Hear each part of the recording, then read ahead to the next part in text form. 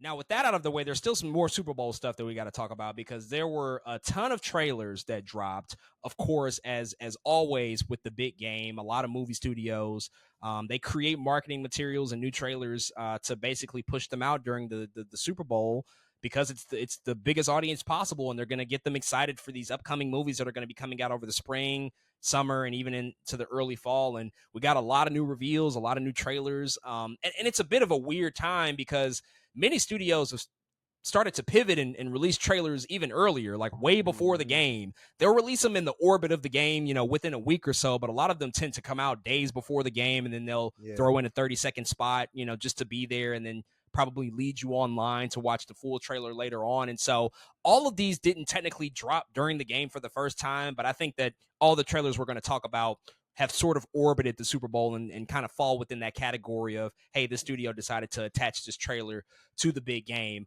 Some of these I want to talk about a little bit in depth, and others we can, kind of speed through. But I think the biggest one, of course, that we've been waiting on is the trailer for the Fantastic Four First Steps, which is going to be the next Marvel movie that's coming out later this year from Marvel Studios. Obviously, Captain America Brave New World is on the horizon, but the Fantastic Four First Steps, it's a very important movie for Marvel. This is the fourth time that there will be a live action Fantastic Four movie, but the first time under the MCU, and really the first introduction of the first family within this particular cinematic universe.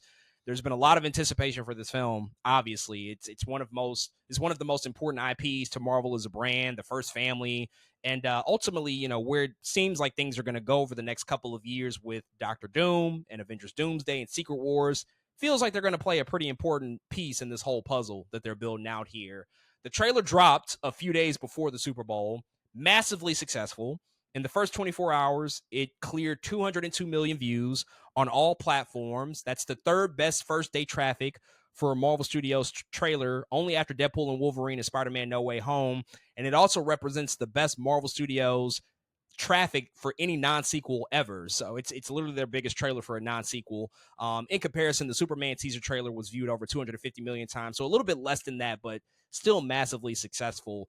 But just thinking about the trailer, what we saw, the first looks at the first family, the villain, the imagery of the movie, how are you feeling about it? What were your thoughts and takeaways from seeing that trailer for the Fantastic Four? To be honest, this is one of the I think artistic vision wise, one of the best I think Marvel trailers we've gotten in a while for me, and it's because I think how strong the vision is. Like it's something that's very endearing about throwing the Fantastic Four into this '60s retro kind of Jetsons feel that I just really appreciate. I think in the trailer, and so in watching it, I was like, wait, no, this is really dope. This is really cool. I love the way this feels, almost in a way in which I think the TVA is really cool, had really cool direction, right? Like TVA has a feel to it. I love how it operates, and in the opening of the Fantastic Four trailer, it kind of gave me that same like, man, there's a direction here. And so I think I really appreciate that, man. It feels good. I like the way everything looks. Herbie looks cool. I like the way the Thing looks. It's actually really good CGI, man. It just feels, I think, right for what I think we were expecting to get. And yeah, it was short, but I liked it a lot, man. I think it's what I'm, to be honest, I don't need to see anything past this. Of course, later we'll get a more of a story trailer and all that stuff, but I was like, y'all sold me.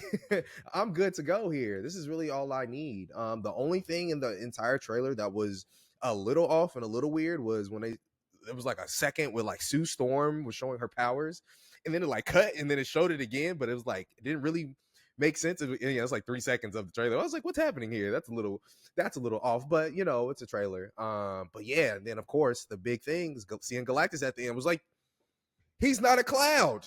We got. Do I have to rejoice? Should we rejoice that he's not a cloud? Like, I almost feel like we should celebrate for them doing the obvious. But I think I was happy to even see him in the teaser. A lot of times we argue some stuff is like, oh, we should have saved that for the movie. Sometimes it's like we can definitely show that in the trailer. I'm actually really happy they showed Galactus in the trailer because they didn't give us his face. They just gave us the back of his head, kind of some scaling stuff. Cool. That's all. Maybe the trailer later will give us all of that stuff, but I don't need it. They'll show me Galactus was here. I like the design in the back of the head. Yeah, man, for the most part, it looks good. I think the only thing I didn't like about the showing of Galactus was lack of color. Like I was like, Galactus is purple as hell. So I Yeah, was like, where he is glows in the dark damn near. literally glows? So I was like, where is his is he under, I don't know. Like, is he trying to hide his glowiness? Is he trying to hide his purple color? That's the only thing I was worried about. But other than that, I think it looks good, and I think they're headed in the right direction, man. I liked it. I didn't love it. I thought it was a good trailer, but it wasn't something that necessarily blew me away in the manner in which the Superman trailer did. That trailer blew me away. Yeah. This one was good. It was solid. I liked the costumes, the retro futuristic stuff, the whole Jetsons vibe. It looks cool. I love the fact that they alluded to the idea of Ebon Moss-Baccarat cousin. He's cooking the bear. Mhm. If you've seen the bear, you get the insider sort of joke that they incorporated there with him and Herbie. All of that stuff was good. Johnny Storm, that stuff looked good. The quick shots that we got of him. I mean, we saw everybody's powers except Reed's, Yeah. which that's probably just due to the fact that that's going to be the hardest set of powers to crack. It could easily look super goofy, Super and, silly. and it's likely that they're still working on that CGI to get it as close to perfect as possible before we see it. So I think that was a measured choice, a good choice on their Mhm. part. A couple of my big criticisms. One, it did kind of feel like TV to me. It didn't Mhm. feel quite as cinematic as I wanted it to. That might be an intentional choice because of the retro style, like very Mhm. akin to what we saw with WandaVision, which again, that might not be a mistake. Matt Shackman is the director of this movie. He directed episodes of WandaVision. He's notoriously one of the most decorated TV directors of all time, really, at this point. He's directed everything, episodes Yeah, of Game of Thrones and Mad Men, which there's a lot of connective tissue even between Mad Men, there a 60 is. set show, and what this could be, Mhm. and so many other things as well. But it did feel like TV to me. I wanted it to feel a little bit more cinematic. And then my other big criticism is similar to what you just said about Galactus, the lack of color and also the size of him. Mhm. Now, I'm holding out reservations because Galactus can change his size. We know him Mhm. historically. He can alter his size to be whatever he needs it to be.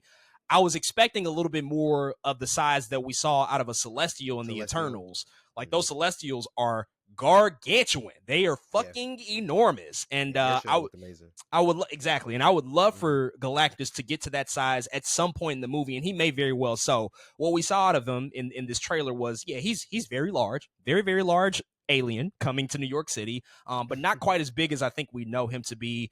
On top of the lack of color, not only in him but also in some other scenes. I mean, again, Mhm. like retro futuristic '60s, like I'm expecting a little bit more flourishes with the color. I mean, we've talked about this countless times on this podcast, just like Yeah. the state of movies these days and some of the choices that are being made with color grading choices and lighting choices. And I'm just like, God, can we give this some more life from a color perspective? And it felt at times, not all the time, but it felt a little muted to me. And I'm just hoping that we can get more of those flourishes in the actual film when it comes out. But all that aside, really, really solid trailer. Who we did not see was Silver Surfer, Julia Garner, who's going to play Mhm. Silver Surfer. Again, probably a lot of CGI that has to happen with that character. Reed already mentioned those powers as well. I do want to ask about just like the hype around this movie and just the expectations. Now, I said at the top, 202 million views on social, Mhm. incredibly successful debut for a trailer. That would indicate that people are excited about this movie or at least interested to possibly go see it. Yeah. Um, Fantastic Four is a franchise when it comes to live action that has never been successful. It's just Mhm. never worked.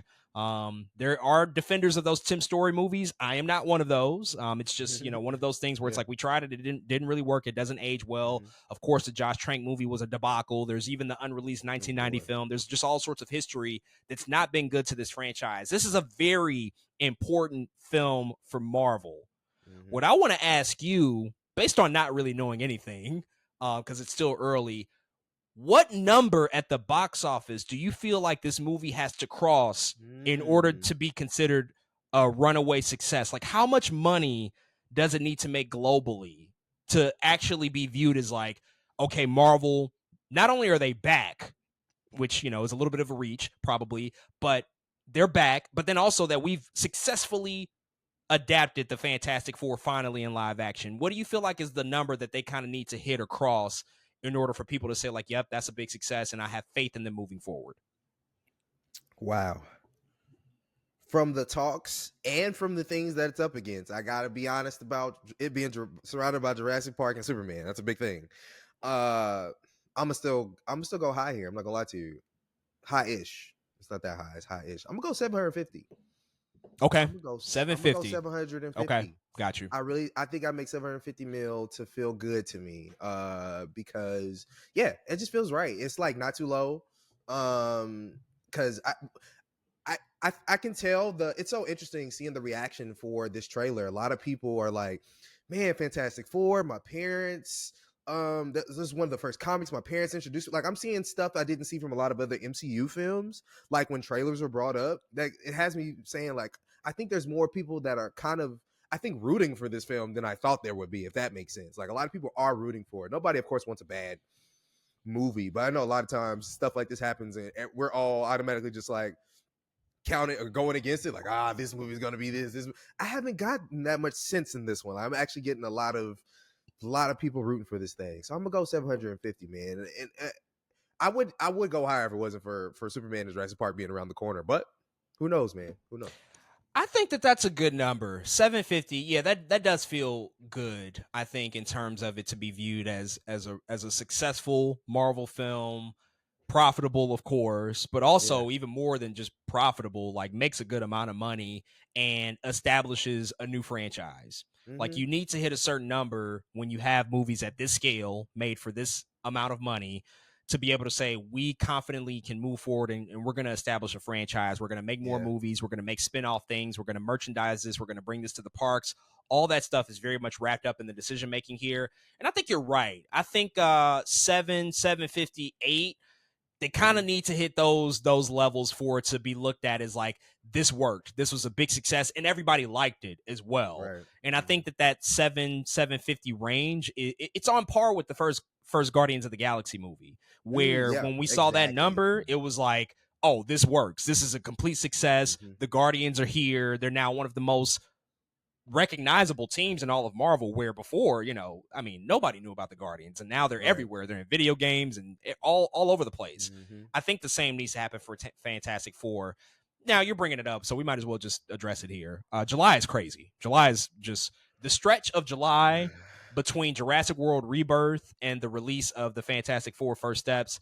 It's a murderer's row because Jurassic World Rebirth, which also dropped a trailer, drops July 2nd. And then in the middle of that, we have Superman that's coming out from James Gunn and DC. And then rounding out the month is the Fantastic Four First Steps. There's also other movies that are coming out in between the release of those films that should not be Mm-hmm. counted out as well. But those are the big three in July. So it's a very crowded month. What movie out of those three do you think makes the most money? I mean, you put 750 on the Fantastic Four First Steps.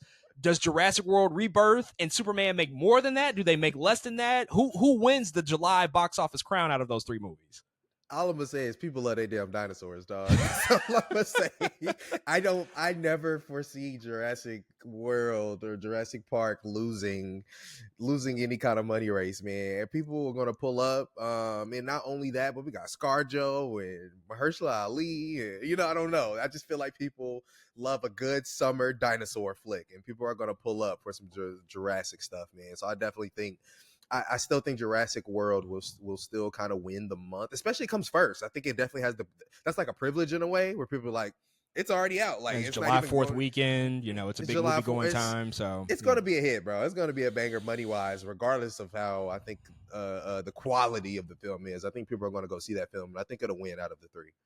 Okay. Well, while we're here, we might as well quickly talk about the trailer as well on top of this. I'll just make it very short. I thought that this trailer was terrible. I thought it was a terrible trailer of an awful first look at a movie. Yeah. We've done this shit 6 times before, and there's literally Mhm. nothing new in this trailer that we have not done before. And not only a Jurassic World or Jurassic Park movie, but in other monster movies or kaiju movies or whatever the case may be. Like, we're so crowded with this market now. So I thought the trailer was complete ass. But that aside, you're right that it doesn't really matter. We've not looked at the past Jurassic World movies as beacons of quality movie going and filmmaking, but they Mhm. are extremely popular. However, what I will say is that those last three Jurassic World movies had diminishing returns every time. The first one made $1.6 billion, huge success. The second one made $1.3 billion. And then the last one, it crossed $1 billion, but it barely crossed that threshold. It kind of slowly got there. And I think that that's largely just due to the fact that it was the last one. People were familiar with those characters. A lot of the legacy characters came back. I feel like we're going to see more diminishing returns with Rebirth because it's a brand new cast. This trailer's not good. I do feel like people are going to look at this and be like, I've kind of done this. And we also have like Godzilla Kong, which are, those are doing like interesting things and making a lot of money. And maybe I don't want to go to the movies and see it. It's probably going to be on Peacock within 3 weeks. Like, I think there's a lot of factors plus these other movies that are coming out. I'm actually going to say, this might be crazy and I'm probably going to regret this. I think Superman makes the most money out of these 3 movies come July. I think that Superman somehow, some way is going to come from behind, which is also a crazy thing to say because Superman is literally Superman. It's Superman. It's the king of superheroes. He's the first American superhero ever. But somehow I think that movie is going to win the July box office crown. I think that it has great potential to cross 850, 900 million at the box office. And if it's really spectacular and really good, maybe even $1 billion, which is, probably a far cry. But I think it actually wins, and I think it makes more than Jurassic World and more than Fantastic Four when it's all said and done. I don't know if you have any thoughts on that or, a rebuttal, but it's going to be competitive regardless, and somebody's likely going to come up short considering how big these 3 movies are. Yeah, I mean, I can't really 100% disagree with that either, because I think that's in the long run, that's my hope. That's we need Superman back. You know what I'm saying? Like I need this movie to do something crazy. I really do, and I'm looking forward to that as well. And I think there is a big narrative behind Superman. Not only Superman coming back, but of course there's a lot of people are finally typing into the documentary that just happened. A lot of people like James Gunn and are, I think, registering like James Gunn is making the Superman film and like, oh, that's the guy that made Guardians. It's like, yeah, let's all go watch. And the trailer got a lot of talk, and I definitely can foresee Superman, I think, winning as well. Yeah, I think we'll just have to see when the time comes. It's so hard for me to tell. I will say, Man of Steel made good money. It still made like 700, almost 700, 700 worldwide. And I'm curious to see the original Superman scaled, like with inflation. Like I know it made like 300,000 probably, but that's probably something crazy. If it was like made like 300 worldwide back then. But yeah, man, I'm curious. I think Superman movies tend to make decent money, and I think if there's enough backing behind it, what you say could very well come to fruition with having, I think, a little bit more behind it than even possibly Man of Steel really did, if you really think about it. So yeah, we'll have to see. I definitely hope what you're saying is the case. And what did you think about the Jurassic World trailer? Like, what were your thoughts on it? There was actually a line that pissed me off. I ain't gonna lie to you. There was a line in the trailer that pissed me off. They were like, these dinosaurs were too dangerous for the island that they made. I was like, weren't all the like, that's literally the whole point of the whole thing, was the dinosaurs were too dangerous. Like, that was the point of the movie in the first place. Why would they even say that line? These dinosaurs are criminal minded. They're the worst of the worst, the scum of society. We had to take them to a different fucking island because they're so bad. It's crazy. So bad. It's crazy. And I think it's so weird because this trailer really feels like, how do we put all the Jurassic Parks together? Like, how do we put all the movies into, like, there's little snippets of every other Jurassic Park iteration absolutely in this thing. Hey, remember this, guys? Mahershala Ali is waving a flare in the middle of the. I'm like, you can see the claws of the dang velociraptors. I'm like, this is what we're doing. We're really straight nostalgia the whole time. And then they're on this island, kind of feels like 3, but also a little bit of 2. I thought about that too. It's just like, I don't know what's happening, but yeah, man, I will say it is Gareth. I know it's gonna look good. Like I'm kind of interested to just see what it look like. I'm like, oh yeah, it's probably gonna look good, but I don't. Yeah, not a great trailer, man. It's just not good. It'll be spectacular to look at and very low on story, knowing Gareth. I mean, yeah, they should probably just call this Jurassic World Greatest Hits, because it is like just playing all the greatest hits. I mean, they did kind of rush. Universal did kind of rush this movie in production. I think that they looked at their calendar for 2025 and said, oh shit, We don't have a major tentpole coming out in July. We should probably get Mm-hmm. something on the books. Like, we just heard about this movie barely a couple of years ago. They got this into Yeah, production really fast. We had a whole conversation after the last one came out, Dominion, and said like, we did. oh, they're gonna probably put this to bed for 10 years, and a year Nope. later, Here nope, we we got are. another one. Here, come back for more dinosaur action. It's ridiculous, like how fast they pump this out. And Scarlett Johansson, I'm just like, why are we doing this movie? Like, you have your major Mahershala, no, franchise. Mahershala, Mahershala. I want better for him, but that Marvel check, I mean, he probably Yeah. got it cleared, but he needed another check. He probably wanted Mm-hmm. to go build a third house, and so he went over to Universal to Jurassic to get that extra money. I can't blame him, but Yeah. it's probably going to be terrible. I have very low expectations for it. Thunderbolts dropped another Yeah. trailer. This is like the 12th trailer for Thunderbolts. They dropped Jesus a brand new Christ. spot for the Super Bowl as well. This movie's on the horizon. It's coming out May 2nd.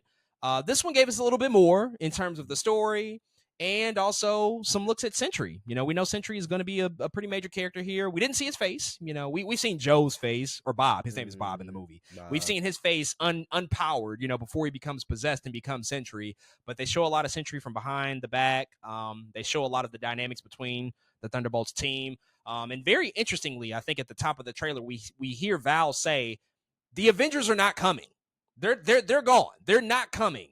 We need these heroes to do what the Avengers cannot. And I thought that was a very pointed thing to do, because we've been asking questions about the Avengers, even though we know a movie's going to come in a year or so.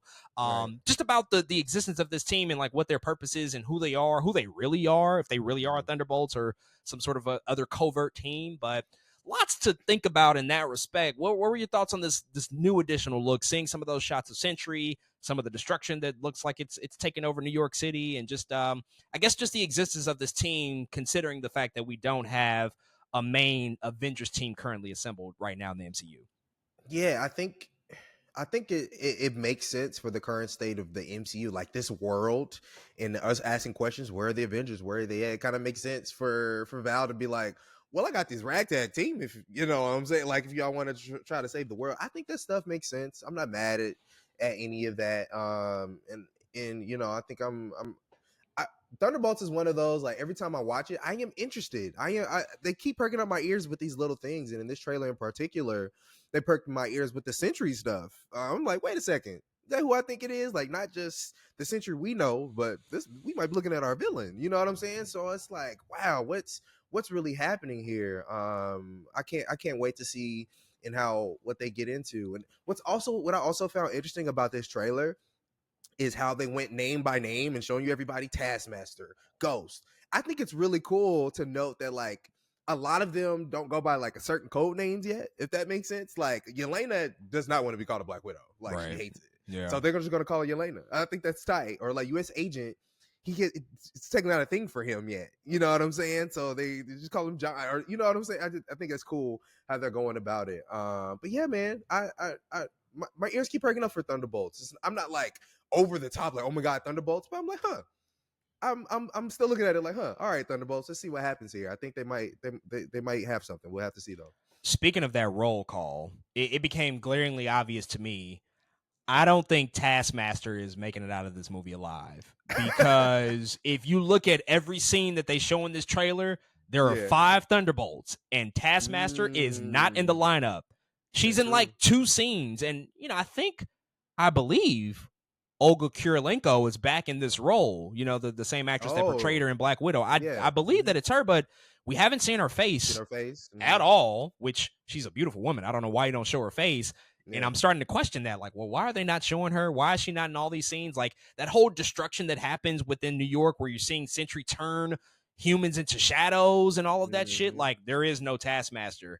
I think that character is clipped very early. She's gonna be on the chopping block, and we're gonna see her go. That's gonna be crazy to me that we just like disposed of Taskmaster. Like, we never got a good Taskmaster in the MCU, because like what they did to her in Black Widow, just like that whole characterization, we talked about on the pod a few years ago, that just did not work. And if she does indeed bite the bullet, that's just going to be a letdown. How do you feel about the look of the movie? Because I'm gonna be honest, I don't like it. I don't like how this movie looks. It's once again like another Marvel movie where I'm like, guys, this kind of looks like shit. Everything is gray and muddy and sludgy and concrete and all of that. I'm just like, we got to do better. I didn't find it to be fascinating or interesting from a visual perspective. Yeah, I agree, man. And it's been a big talk, of course, in Hollywood. I just seen a thread the other day that was just talking about motivated lighting versus I unmotivated saw lighting and that. all of it. Yeah. And it started to piss me off a little bit because I'm like, where why in a comic book movie, why the fuck do we care about motivated lighting? Like it just doesn't make any sense. It's I will fantasy, say guys. Like, what are I we will say doing? out of all of them, like if it's Thunderbolts, cool. Like I guess that is technically trying to be the most grounded, you know what I'm saying, of them. But like, God, like we gotta do. Let's have some taste. Like let's have some fun too. I'm like, are y'all trying to have fun at all? Like behind the camera, like let's have some creative vision. Like, dang, we got to get Greg Fraser in this whole. Like, I don't even know. Like it's like we got to pull up some cinematographers and colorists to have fun in Marvel now. It's so crazy to me. But yeah, man, I yeah, it's just there's nothing we can do. It's just like, ugh. Let's just run Greg Fraser into the ground. Let's just run him thin. He can DP Yeah, every fucking big blockbuster movie. Do 8 a year. Just burn him out completely. I would rather that happen than to see the shit that we're getting. It yeah, bro. like Where Roger Deakins at? Get him in a Marvel film. please, Damn just it. like, can we get back to movies looking good? And I know we're not crazy. I've even seen more casual people start to bring this up. Like, damn, I can't see anything. This shit is so dark. It's dark. It's so Yeah. darkly lit, and I'm like, yep, I hear y'all. Like, I thought the show was decent. I just watched and finished Cross. There Yeah. were a lot of scenes in that show. Mm-hmm. I thought I was fucking losing my vision. Like, what's going on here? And I got 2020. I'm blessed. I'm fortunate. And I was like, I really cannot see what the hell is happening on the TV. And I Yeah. have a pretty finely calibrated television, and it's just like Mm-hmm. blowing me. Can we get back to things being brightly lit, color, some interesting choices? It's just baffling to me that this has just become Yep. the norm, and we're just going with it. We're just accepting it. It's Mm-hmm. obviously, there's exceptions. We talk about the big exceptions every year. People like Greg Fraser, what they do with movies like The Batman or Doom Part 2, like all of that stuff looks incredible. But too often now, I'm just looking at movies like, not only does it look bad on the phone, it looks bad on my TV, it looks bad on the big screen, it looks bad everywhere I Yeah. watch it. There's no saving Mm-hmm. the look of some of these movies. It's pretty frustrating. We can kind of run through the rest of these pretty quickly. I don't have a ton to say. We got a new 30-second spot for Mission Impossible: The Final Reckoning. Not a Sure. ton of new footage, more Tom Cruise running. Mm-hmm. Mm-hmm. There is As there he is does. as he does, probably the fastest sprinter in Hollywood. There are more shots of like the whole plane stunt sequence that looks like the big stunt sequence that's gonna kind of be the centerpiece of the movie. Mm-hmm. Did you see that report that came out of apparently in a test screening, somebody? This is according to the filmmakers, Christopher McQuarrie.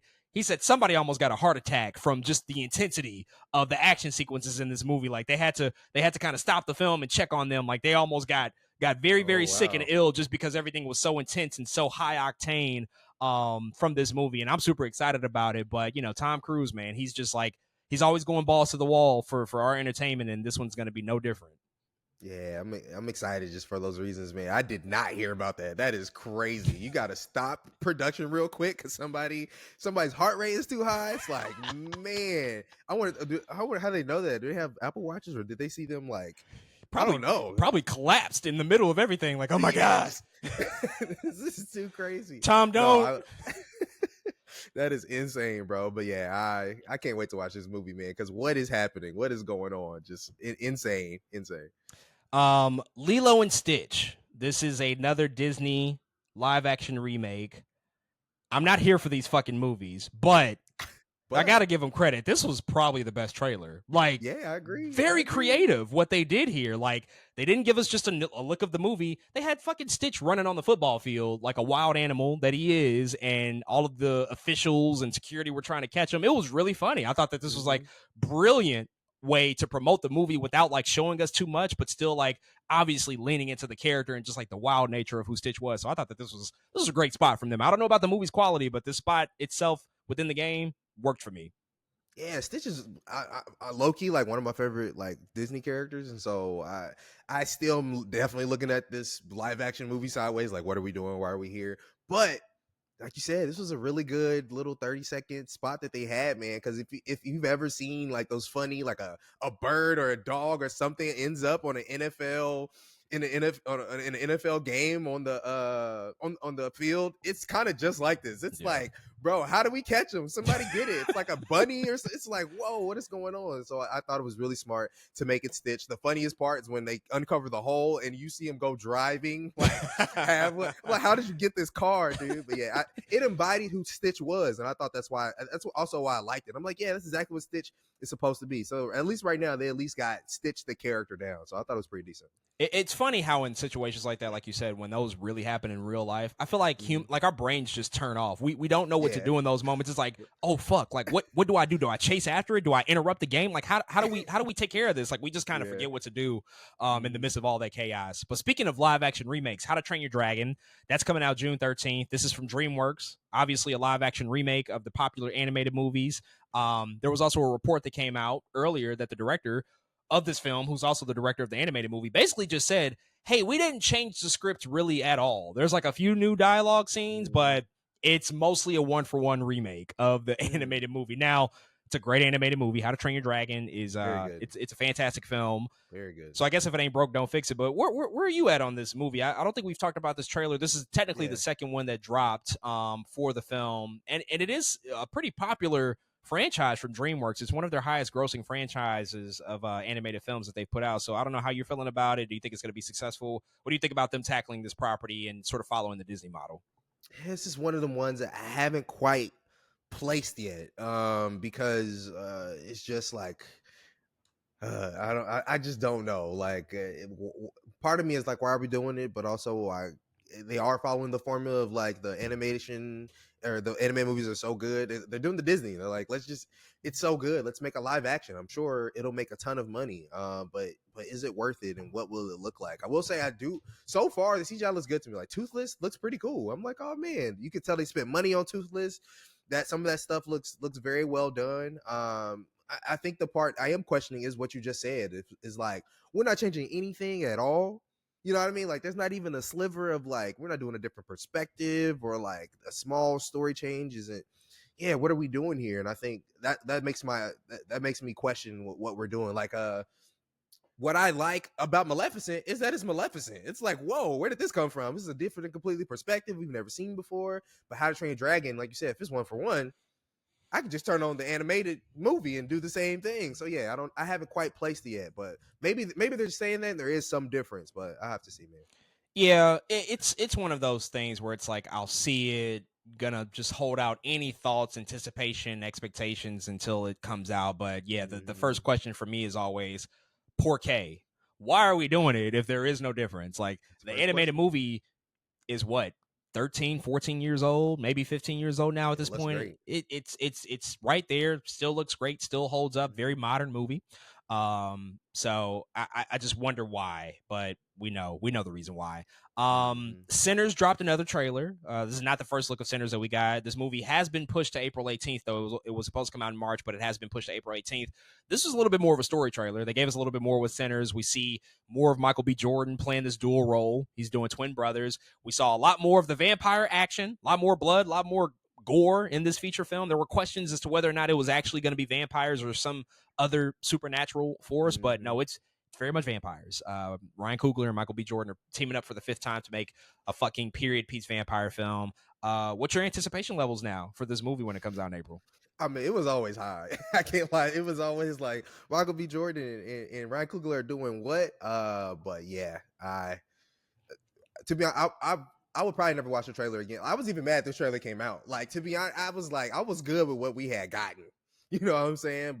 But this actually seeing some of the vampire stuff, man. I mean, Haley Steinfeld as a vampire. I know Shamik Moore is punching the air. I mean, he is punching. He is going through it. He got a lot of reasons to punch the air. He got a lot of reasons to punch the air, but yeah, bro. I'm so interested in this, especially because there's a comic, black comic called Bitterroot. Yep.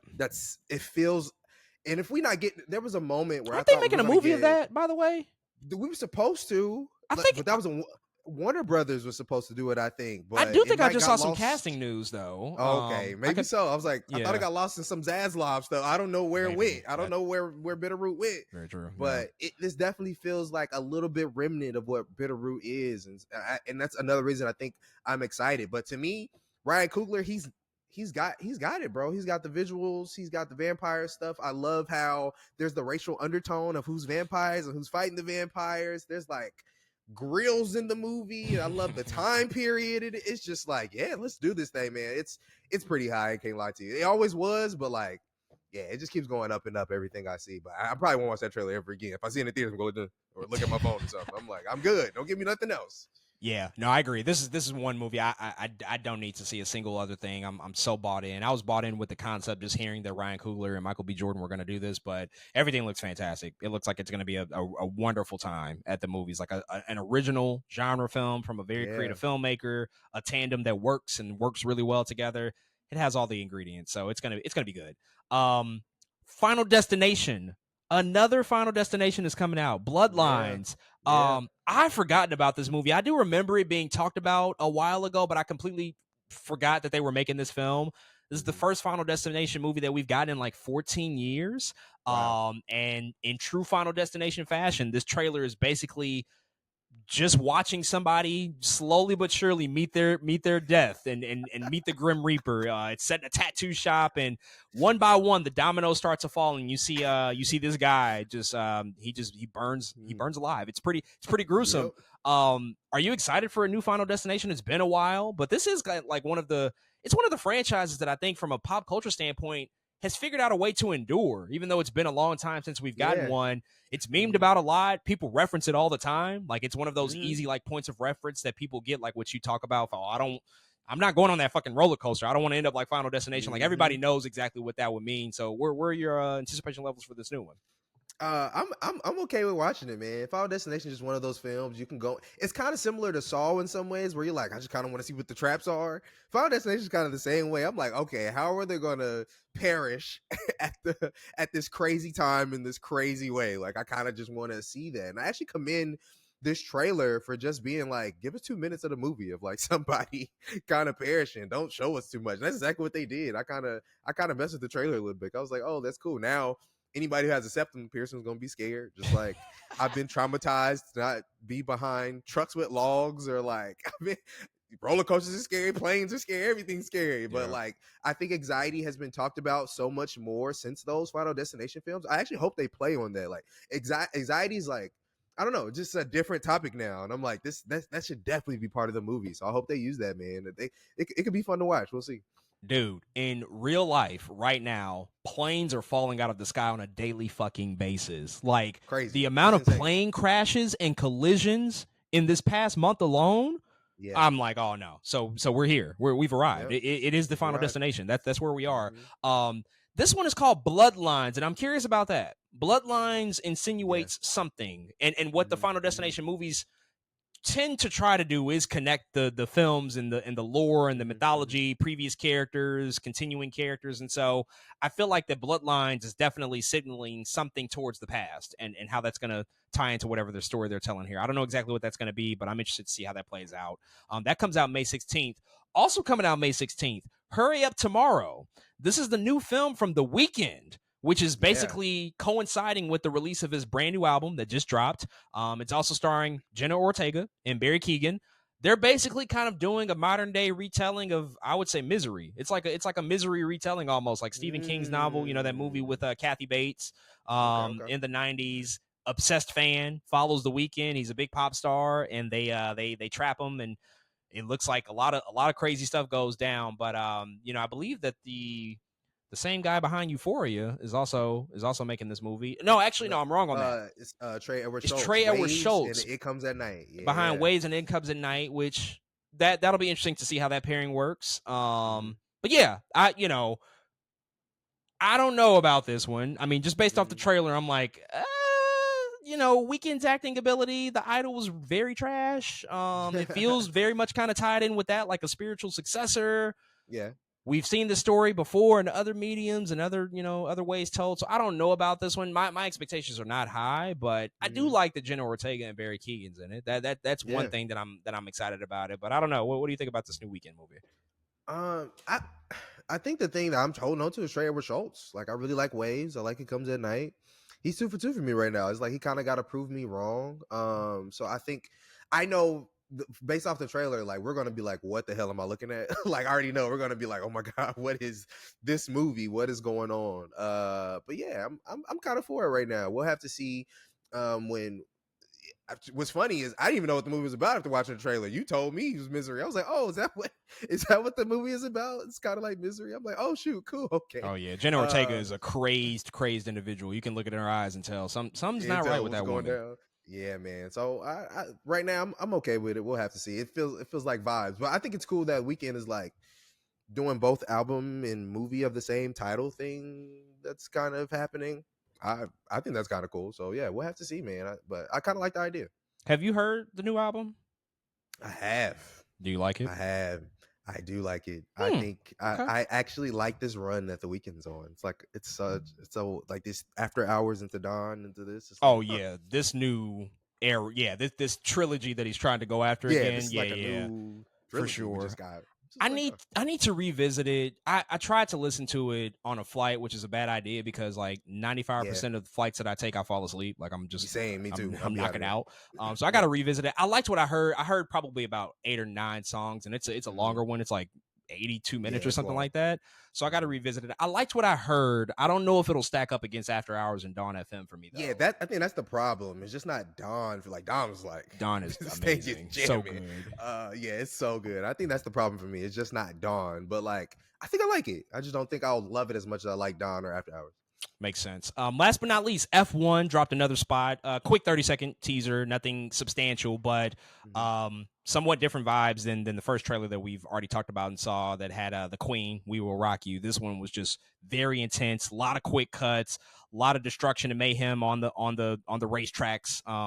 This made it on my most anticipated list for things that are going to be dropping this year. I'm just so excited for this movie, and they've not missed so far with the marketing, and this new spot just got me even more excited. I think it's going to be a pretty unique cinematic experience, and knowing that Joseph Kosinski is coming off of Top Gun Maverick, like the way he photographs stuff is very special. Brad Pitt, one of my favorite actors, Damson Idris, he looks great. Javier Bardem is in it. It just has all the ingredients. I just hope that they can stick the landing with it. Yeah, and also this genre of film has just been cooking, like you just said. There's Top Gun Maverick, amazing film, but also I'm thinking about like Ford v Ferrari and Gran Turismo wasn't bad. I'm like, y'all kind of been cooking in this genre. I don't know what's going on or where all this is coming from, but y'all, this genre has been doing very well recently. So yeah, like I think they got all the pieces. I'm super excited to watch it. For sure. Well, folks, those are all of our thoughts on the big game trailers that dropped during the Super Bowl. If you have thoughts on any of these trailers, any of these new looks, definitely hit us up and let us know what you think about them.